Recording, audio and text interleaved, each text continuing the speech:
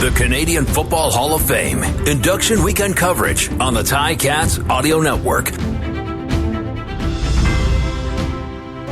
And we're here at the Canadian Football Hall of Fame induction for the Ticats Audio Network. Louie B alongside smiling Hank, Henry Burris, and we were just catching up with some guys in 2015 East. I got to start there. 2015, that was a fluke play, right? Come on, that was just lucky. That was just luck. Miracle on Bank Street, more like luck on Bank Street. Louis, we were actually 100% on that play all year in 2015, but we planned everything out that we did. But you know, when you have teammates that are consummate professionals, they bring their lunch pails to work every day.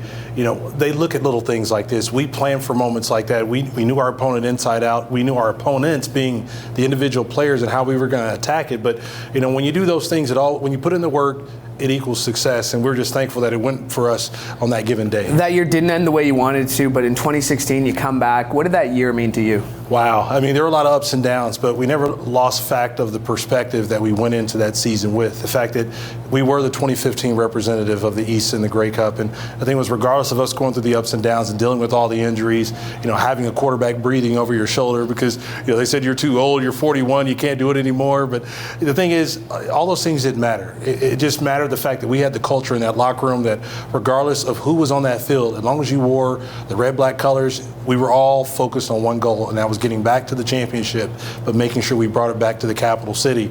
And honestly, once we got it full strength late in the year and we finally made that run and got ourselves back into the Grey Cup, it didn't matter who stepped on the field. It could have been the Marvel superheroes on the other sideline. We knew in our hearts that we were the favorites and going to do whatever it took to get that victory. What does it mean to have your bust join the faces of the people we're surrounded by here? I mean, I'm not ready yet. I honestly am not ready because, you know, to me, when you talk about true vindication as far as in your career, it's knowing that you're amongst, you know, to me, the true pillars of the Canadian Football League, the men that have left their footprint much bigger than mine as far as in this league to allow me a place to call home and to build my career as far as to continue building my career, you know, from being a young man who, you know, so badly wanted to be a professional quarterback, you know, to know you know, for me, like the Warren Moons, the Damon Allens, the guys who paved the path for me, the Conridge Holloways. I mean, I can continue on and on, the Matt Dunnigans.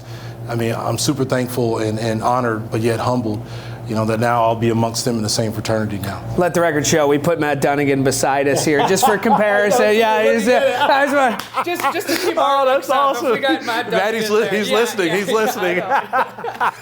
What do you remember? What was your favorite thing about playing in Hamilton when you played here, and your least favorite thing about playing in Hamilton when you didn't? It was the fans and the fans. You know, when you're on their side, they're the best. They are the best because I still remember playing in good old Iverwin Stadium and having the dugouts and, you know, even having the fans on your side. There were some times when they'd get after you, especially if you weren't winning games. But for the opposition, it was even worse. And but for me, honestly, I still remember that 2013 season when we played in Guelph, and we had no home stadium here within the city limits. But still our fans traveled. They made that 45-minute drive over to Guelph each and every game, and we sold that place out. And I still remember the monsoon game against the Edmonton Eskimos, and I still remember the Wind Bowl against the Owls, the Montreal Alouettes, as far as in that game. And so even though we dealt with all the conditions, it was not going to hold us back from getting to a Grey Cup that year. Of course, we didn't win it, but nobody gave us a chance to even make it. And we found a way to get the job done, and we represented the East in the Grey Cup in 2013. And it's all because of the passions of the fans that we embodied. You're going to be in the Canadian Football Hall of Fame. Who's in the Henry Burris Hall of Fame that helped you get here? Wow. Well, I've always talked about when I first became a Calgary Stampeder, I signed my contract and I arrived in Calgary for my first Grey Cup. When my phone rang, the first person on the other side was Damon Allen. First and foremost, he's the guy who I'm most excited to be side by side with. He made the first call to welcome me to the CFL. He recorded the video to welcome me into the CFL Hall of Fame.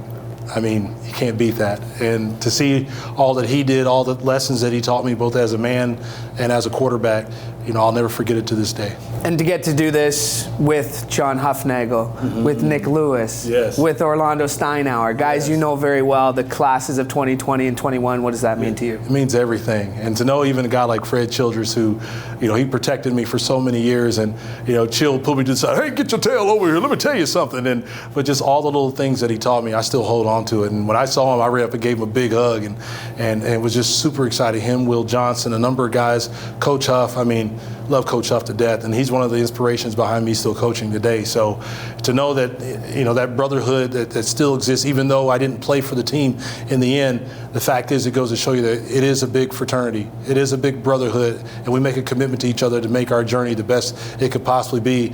And here we are experiencing the best of the best because of our great teammates and the culture that we were part of in Calgary to wind things out. Have you seen your bust yet?